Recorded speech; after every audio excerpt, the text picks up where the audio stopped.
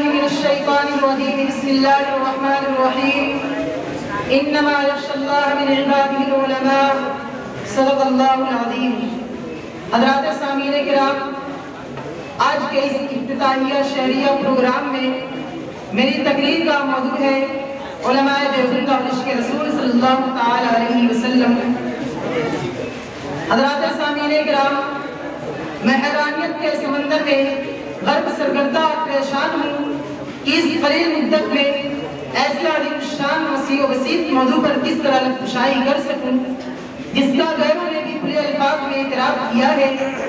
उनकी किन किन खुसूसियात को नज़रअंदाज करूँ, उनके मुशाहिदाना किरदार की उदास सुनाऊँ, या इश्क़ नबी के वाक़यात बताऊँ, या इश्क़ नबी से सरशार मौलाना कासिम नानौती रहमतुल्लाह अलैह के सफ़रे हज की मंजर कशी करूँ, या मौलाना गंगोही रहमतुल्लाह अलैह के दिल का तज़किरा करूँ, या इश्क़ नबी के वाक़यात बताऊँ, क्या क्या बताऊँ और कहाँ तक बताऊँ।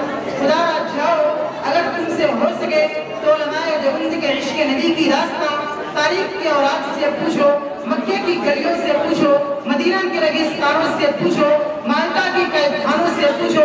ये सब तुम्हें उलमाए देवबंद के इश्क़ नबी की दास्तां बताएंगे, जिन्होंने इश्क़ नबी की खातिर अपना माल, अपनी जान जाने आखिरी के हवाले कर दी।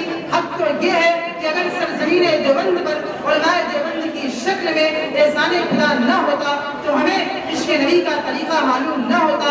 अगर उलमाए देवबंद न होते तो हमें नबी को अपने सीनों में बसाना न आता और नबी से चिमटना न आता। मेरे मोहतरम बुजुर्गों और दोस्तों, हज़रत मौलाना कासिम नानौती रहमतुल्लाह अलैह की हस्ती से कौन ना वाकिफ है, उन्हें कौन नहीं जानता, जो उलमाए देवबंद के सबसे बड़े लीडर और सबसे बड़े कायद हैं।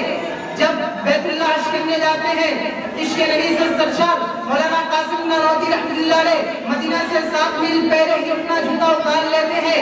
एक शख्स कहते हैं, हजरत ये पथरीली जमीन है, पैरों पे पत्थर लगेंगे, पैरों पे जख्म आएगा। हजरत फरमाते हैं, पत्थरों की कोई बात नहीं है, जख्म की कोई बात नहीं है, मैं जूता तो इसलिए उतारता हूँ कि शायद आज से 1400 साल कब्ल इस सरजमीन पर रसूलुल्लाह के नंगे वाले कदम आए हों और ये मेरा मुस्ताब जूता कहीं रसूलुल्लाह के कदमों पे ना जाए। मेरे मोहतरम बुजुर्गों और दोस्तों, देवबंद की सरजमीन पर एक शख्स है जिसको शेख हिंद महमूद हसन कहा जाता है, जिन्होंने अंग्रेजों के खिलाफ जुल्म इस्तिबदाद को रोकने और इस्लाम के तहफ़्फ़ुज़ की खातिर रेशमी रुमाल की तहरीक चलाई थी। जब उनका सन 1921 में देरी शहर में हकीम अजमल खां के यहाँ इंतकाल हुआ, जनाजा देरी से देवबंद लाया गया, गुस्ल कराने के लिए तख्ता पर लिटाया गया, कमर से कपड़ा हटाया गया तो लोगों ने देखा कि कमर पर हड्डियों के सिवा गोश्त का नामो निशान नहीं था।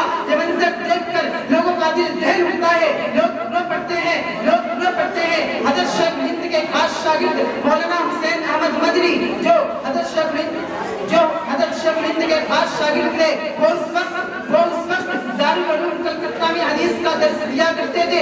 जब वो देवबंद आए, लोगों ने माशरा बयान किया, पूछा शेख हिंद की कमर पर हड्डियों के सिवा गोश्त का नामो निशान नहीं था, इसकी क्या वजह है? मौलाना मदनी रो पड़ते हैं और कहते हैं कि मेरे उस्ताद ने इस राज को फाश करने से मना किया था।